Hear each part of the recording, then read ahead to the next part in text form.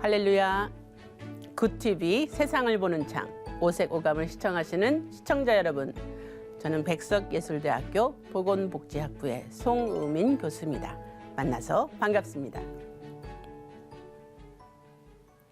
자, 오늘은 우리가 지금까지 계속 해왔던 창세기가 알려주는 가족의 세계에서 주변을 위한 중보기도에 관한 내용으로 같이 이야기를 나눠보는 시간 갖도록 하겠습니다.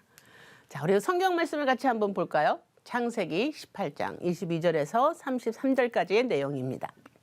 그 사람들이 거기서 떠나 소돔으로 향하여 가고 아브라함은 여호와 앞에 그대로 섰더니 아브라함이 가까이 나아가 이르되 주께서 의인을 악인과 함께 멸하려 하시나이까.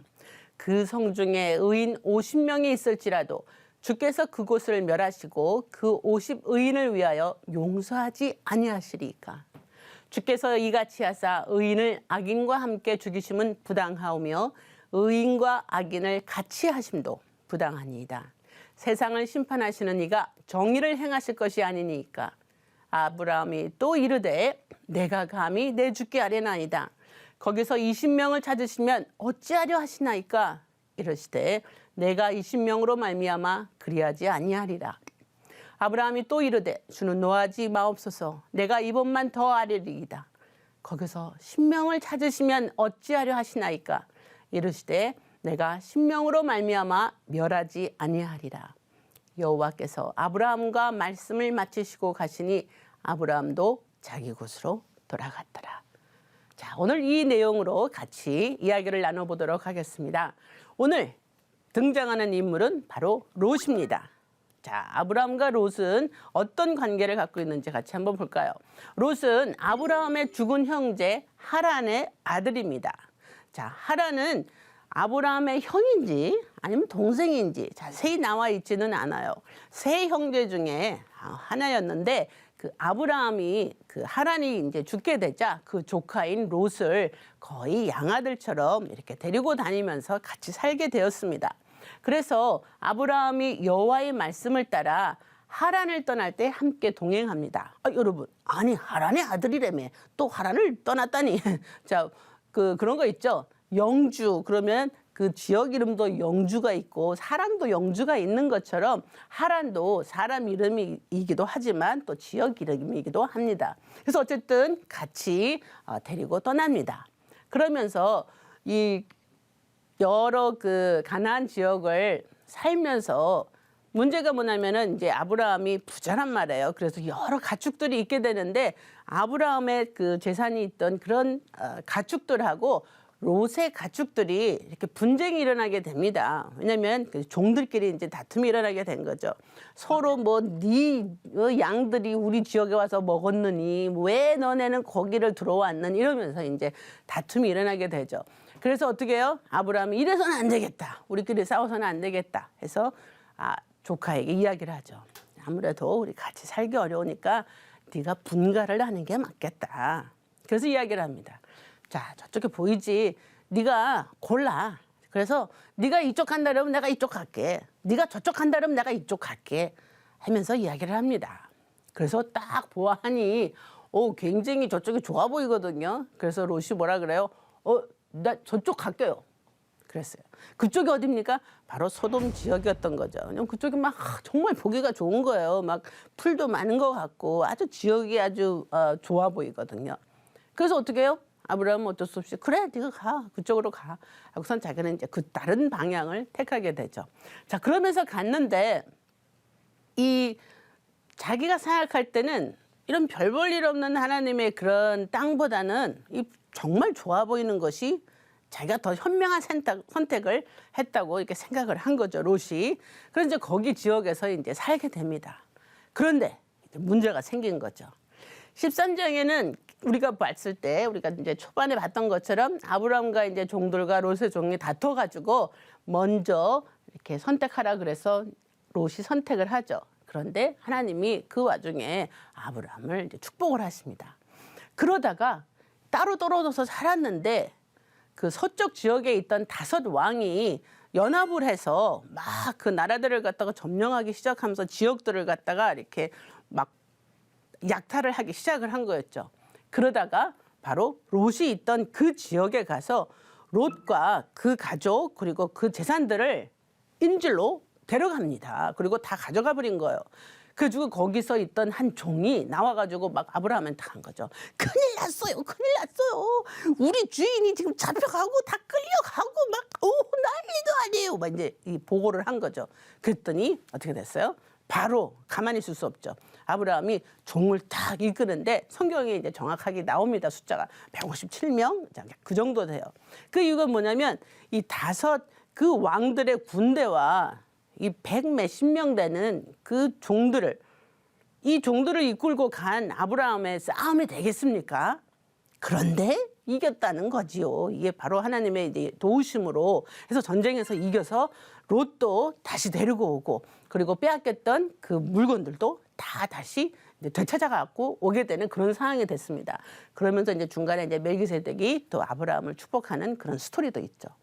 자, 그런데 이제 18장에 들어와서 아브라함이 따로 이렇게 있는 상황에 아브라함한테 새 천사가 찾아오시죠. 그러면서 뭐라 그러냐면은 소돔을 내가 심판하러 가려고 한다라고 이야기를 하십니다. 그럴 때 아브라함이 어떻게 돼요? 이제 여기서부터 이제 애원을 하기 시작하는 겁니다. 하나님, 그러지 마시고 그 도시를 그렇게 멸망시키시면 되겠습니까? 하면서 그 하나님께 간구하는 이야기가 이제 18장에 나오죠. 그러면서 이제 맨 끝에 이제 롯의 비참한 스토리로 이제 끝나게 되는데, 자, 사건의 전말을 이렇습니다. 아브라함의 이제 99세 때에 새 천사가 나타나면서 내 아내 사레에게 아들이 있으리라. 그렇게 이야기를 말씀하시고 그 이야기를 장막 바깥에서 듣던 사라가 웃죠. 자, 그 웃는 웃음이 이런 웃음이겠습니까? 어머, 나한테 아들이 생긴대요. 오, 너무 좋아. 이런 웃음일까요? 아니면 2번. 하나님 기가 막히셔. 내가 어떻게 하죠? 너무 기가 막힐 때 나오는 웃음. 몇 번일까요? 그죠? 2번이죠. 그죠? 너무 기가 막힌 거예요. 자기가 지금 80 몇 살인데 어떻게 지금 자녀를 낳아요. 그런 상황에서 이제 비웃었더니만 너의 아들의 이름을 이삭이라 하거라. 그렇게까지 얘기를 해주시죠. 어쨌든 그렇게 이야기가 전개되면서 이제 새 천사가 이제 소돔으로 향하게 되는데, 이제 성경에서는 새 천사가 아니라 두 천사로 이제 또 이야기가 나오기도 하죠. 그러면서 아브라함은 큰 민족을 이루면서 소돔과 고모라는 죄악과 울부짖음에 심판하려 하는 그런 모습이 나옵니다. 자, 이때 이제 우리가 읽은 본문에 나온 이야기가 이겁니다. 아브라함이 천사에게 이제 간청하기 시작해요. 소돔이 너무 지금 죄악이 가득 차고 그 울음소리가 들리기 때문에 내가 심판을 하겠다 했더니 이제 아브라함의 간청이 시작됩니다. 하나님, 거기에 혹시 의인 50명이 있을지도 모르는데 그 다른 사람들의 죄 때문에 의인도 그 죄인들하고 같이 멸망을 하시겠습니까? 하고 묻습니다. 그랬더니 하나님 뭐라 그러세요? 50명이 있다면 내가 50명을 봐서 이 도시를 멸망시키지는 않겠지. 그랬더니 또 아브라함이 생각해 보니까 이게 좀 숫자가 많거든요. 그래서 죄송한데요. 45명이 있다면 이 의인들을 이 악인들하고 같이 멸망시키시겠습니까? 하고 또 이야기를 하죠. 뭐 그렇다면은 안 할 수도 있지. 그랬더니 생각해 보니까 또 안 될 것 같거든요. 그래서 또 줍니다. 40명이 되면 어떨까요? 30명이 되면은 어떻게 하실 건가요? 20명이 되면 어떻게 하실 건가요? 그러다가 마지막으로 10명이 있으면 그래도 멸망하시겠습니까? 그때 말씀이 뭐라 그러시죠? 10명이면 그래도 내가 멸망시키지는 않겠다. 그런데 여기서 멈추고 떠났다고 이야기가 마무리가 됩니다. 자, 여기에서 잠깐, 여러분 이거 궁금하지 않으셨어요? 왜 10명에서 멈춰요? 자, 우리 50명에서부터 시작했습니다. 45명 갔어요. 40명, 30명, 20명, 10명. 그 다음에는 몇 명 가야 되죠? 9명, 8명, 7명. 4명까지는 안 되겠어요? 2명, 뭐 이렇게까지 내려가면 안 될까요? 자, 근데 우리가 성경을 배워야 되는 이유가 문제가 이것 때문에 그렇습니다. 여러분, 이 배경의 그 내용을 보면은 당시 50명이라는 숫자는 그 도시 인구의 반 정도 되는 수준이라 그럽니다. 그런데 10명, 이 10은 공동체를 뜻하는 최소한의 숫자이기 때문에 10명에서까지밖에 더 나아갈 수가 없다라는 거예요. 그래서 도시들 안에 의인 10명만 있어도 하나님은 10명의 공동체로 인하여서 어떻게 하신다고요? 이 사람들의 의로움을 인정하시고 심판하지 않으실 거라고 이야기를 한 거예요. 그런데 문제는 10명이 안 된다는 거죠. 그래서 어떻게 돼요? 하나님은 우리가 다 알고 있다시피 이 소돔과 고모라를 멸망시키십니다. 자, 여기에서 우리가 알 수 있는 거죠. 아, 이 아브라함이 계속해서 나가야 되는 게 그게 문제가 아니라 이 소돔이라는 이 악한 도시에 10명의 의인이 없었다는 거예요. 이 공동체를 구할 수 있는 이 숫자가 채워지지 못했다는 거죠. 그래서 심판을 받을 수밖에 없다라는 거죠. 저는 어떤 때 가끔 그런 생각을 해요. 여러분도 그러실 수 있겠지만 세상이 너무 악하다 그러죠. 여길 봐도 악하고 저길 봐도 악하고 세상에 사기꾼도 많고 막 거짓말하는 사람도 너무 많고 살인자도 많고 하여튼 악한 자들이 많고 죄악이 넘쳤어요. 그럴 때 우리가 드는 생각, 왜 하나님은 이런 진짜 이 도시를 갖다 이 세상을 멸하시지 않고 빨리 심판하지 않으시지? 역시 여러분, 거기에 아주 작은 소수의 의인들이 아직도 하나님 앞에서 의롭게 살려고 애쓰고 노력하고 기도하고 남아있기 때문에 하나님이 이 공동체에 아직 심판을 내리지 않으신 건 아니실까요? 우리가 그 사람들 덕분에 살고 있는 게 아닐까라는 생각이 들어요. 저는 감히 이 도시가 이 세상이 나 때문에 지금 살고 있구나 라고 얘기를 못 하겠어요. 여러분은 어떠실지 모르지만. 그래서 우리가 지금 살고 있는 이 상황도 정말 다른 열심히 살려고 하고 최선을 다하려고 하나님 앞에서 올바르게 살려고 하는 그런 의인들 때문에 계속해서 지속되어 가고 있는 건 아닐까라는 생각을 해봤습니다. 자, 공동체의 구원과 개인의 구원에서 이제 딜레마가 생기는 거죠. 그죠? 그러면 공동체가 잘못하면 모두 심판을 받아야 되는가? 그죠? 그렇게 생각할 수 있겠죠? 우리가 아까 봤듯이 최소한의 의인이 없어요. 아까 얘기했던 10명 정도가 없어요. 그럼 어떻게 될까요? 공동체가 심판을 피할 수 없어요. 그렇죠? 피할 수 없어요. 그래서 그냥 심판을 받게 되는데 문제는 뭐냐면 그래도 그중에 몇 명이 있을 수도 있잖아요. 그러면 이 사람들도 덩달아서 다 가야 될까요? 그건 아니라는 거죠. 개인적인 차원의 구원이 또 남아있다라는 거예요. 자, 그거를 이제 제가 그냥 생각하는 게 아니라 성경에 그렇게 나와 있는 증거가 있는 거죠. 자, 우리가 그전에 봤죠? 노아와 가족 몇 명이었어요? 8명이었어요. 8명. 10명이 안 됐잖아요. 그 사람들은 하나님께 구원을 받았습니다. 왜요? 그 사람들은 하나님께 의인이라고 칭함을 받았고 그리고 그들이 하나님 말씀에 순종해서 그 방주를 지어서 그 안에 들어갔기 때문에 그런 거죠. 자, 그리고 또 롯과 가족들. 자, 이 가족들이 이제 또 구원을 받게 되죠. 그리고 우리가 여수아기를 보게 되면은 거기에 라합과 가족들이 또 구함을 받는 그런 이야기도 또 나오게 됩니다. 자, 여기에서 여러분들 우리가 이제 아브라함의 역할에 대해서 같이 이야기를 해볼 수가 있는데 무엇이냐면 아브라함은 3가지 역할을 했던 사람이라고 우리가 알고 있어요. 자, 먼저 그는 왕으로서의 그런 역할을 했습니다. 14장을 보면은 비록 적은 숫자지만 그 종들을 이끌고 가서 5명의 그 서쪽 왕들을 물리치게 되죠. 그래서 조카 롯을 구해오게 되죠. 그래서 이 사람은 왕처럼 군사를 이끌고 전쟁을 통해서 그 롯을 구한 그 리더의 모습, 그 왕의 모습을 갖고 있습니다. 그리고 선지자의 모습도 갖고 있죠. 자, 15장에 보게 되면 하나님이 아브라함에게 말씀과 이상을 보이시죠. 하늘을 보게 하고 또 땅을 보게 하시고 그러면서 너에게 큰 민족을 이루게 하시겠다 하는 이러한 약속을 보이시죠. 바로 선지자처럼 그런 말씀을 직접 하시게 된 거죠. 자, 그리고 또 하나 우리가 오늘 주목할 것은 바로 제사장의 역할을 주셨다는 겁니다.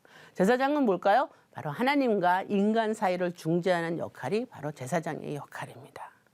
아까 하나님 50명이 있으면 45명, 막 30명 막 계속 내려갔던 그것이 무엇인가요? 바로 중재자 역할을 한 것이죠.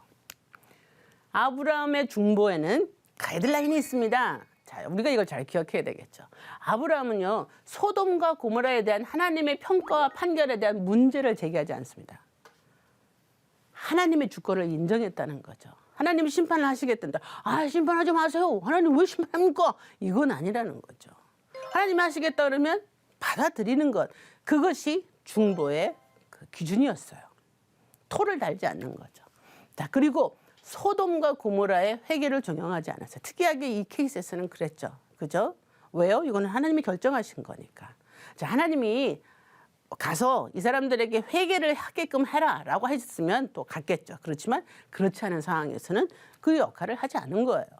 자, 이것이 아브라함의 중보의 가이드라인이었습니다. 이가 한 일은 무엇이냐면 오직 최선을 다해서 하나님의 은혜와 자비에 호소할 뿐이었어요. 자, 여러분, 우리가 중보 기도를 한다고 이제 이야기를 많이 하는데 중보 기도할 때 반드시 기억해야 될 몇 가지 점을 오늘 같이 좀 짚고 넘어갔으면 좋겠습니다. 먼저요, 어떤 사람에 대해서, 사건에 대해서 일이 일어났을 때 절대로 여러분 평가하거나 판단하지 않았으면 좋겠습니다. 그것은 하나님의 고유 영역이기 때문에 그래요. 논쟁의 대상도 아니에요.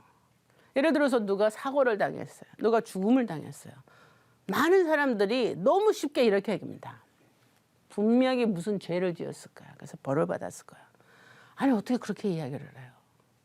우린 모르잖아요. 왜요? 이건 하나님의 영역이기 때문에.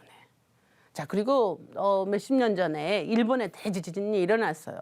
그때 몇몇 그 교회 지도자들이 설교 시간에도 그렇게 이야기를 했습니다. 일본이 죄를 지어서 벌을 받았습니다. 이게 하나님의 심판이십니다.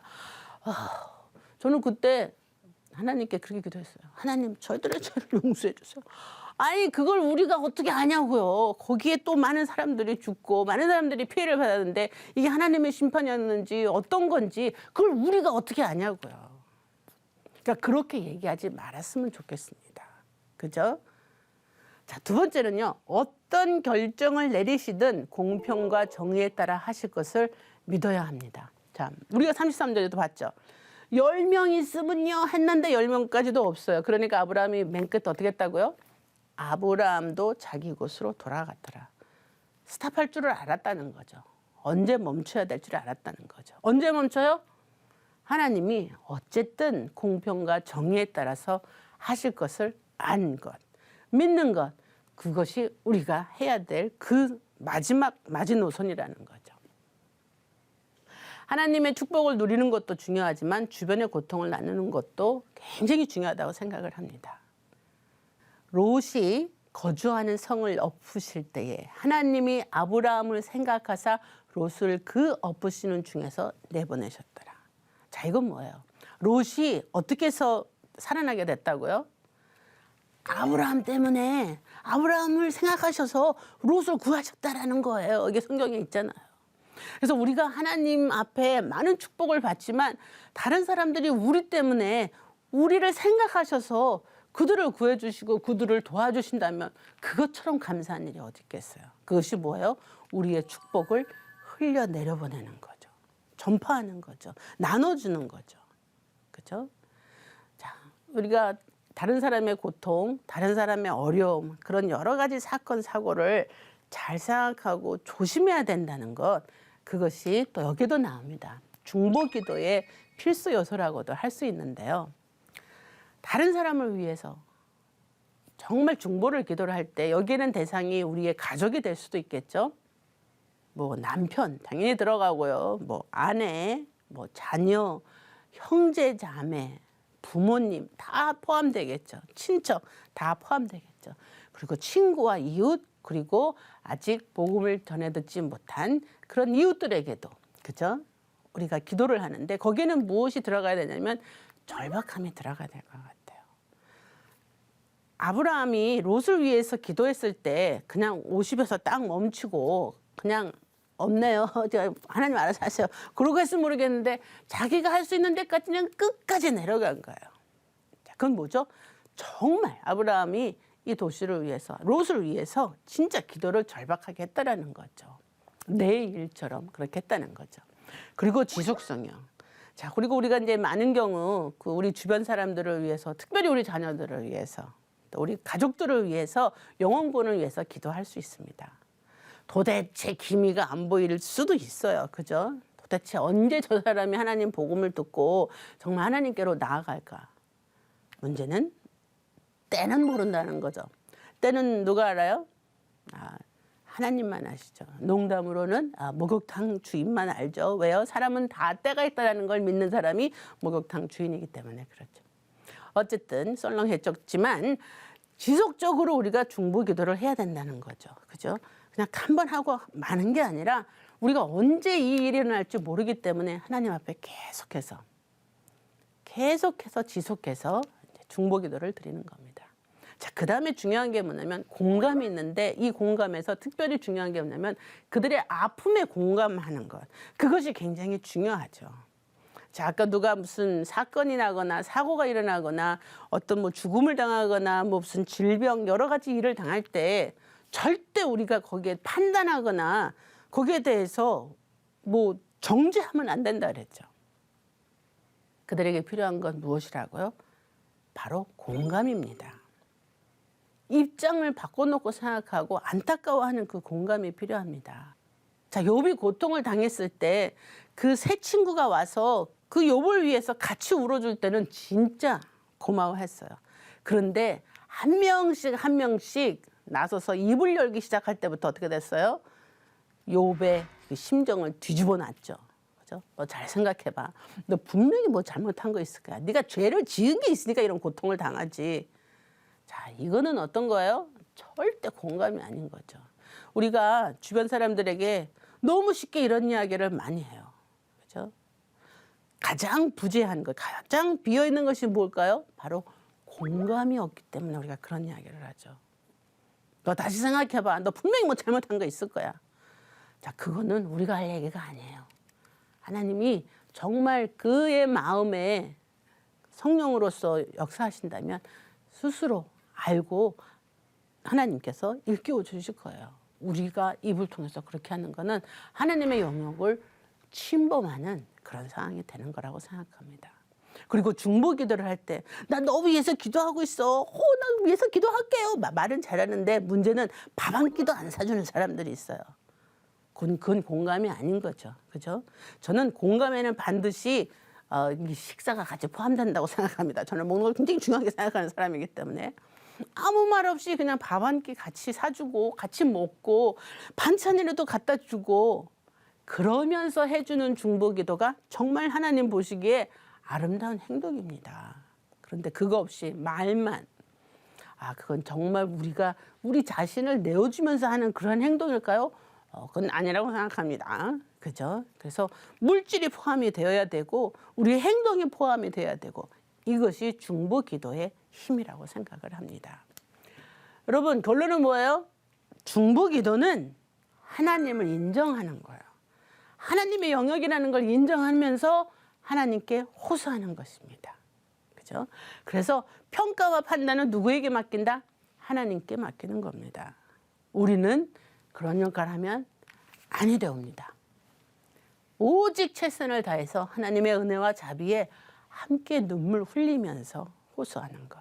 그리고 이 상황이 나아지도록 하나님의 용서를 구하는 것. 그리고 하나님의 자비를 구하는 것. 하나님의 긍휼을 구하는 것. 그것이 바로 무엇이다? 중보기도라는 것이죠. 그리고 아브라함이 했던 것처럼 우리의 축복을 다른 사람에게 넘기는 것. 흐르게 하는 것. 그것이 우리가 갖고 있는 하나님과의 그 대화 창구를 통해서라든지 아니면 우리가 갖고 있는 그런 식권이라든지 우리가 갖고 있는 재물이라든지 그 무엇이라도 시간이라도 에너지라도 나눠줄 수 있는 것 그것이 바로 무엇이다? 창조주 하나님이 우리에게 바라시는 그런 중보 기도의 힘이 아닐까 뜻이 아닐까 그렇게 생각합니다. 하나님의 말씀으로 세상을 이해하고 바라보는 마음의 창이 여러분 안에 열리기를 소망하며 이 시간 마치도록 하겠습니다. 여러분 감사합니다.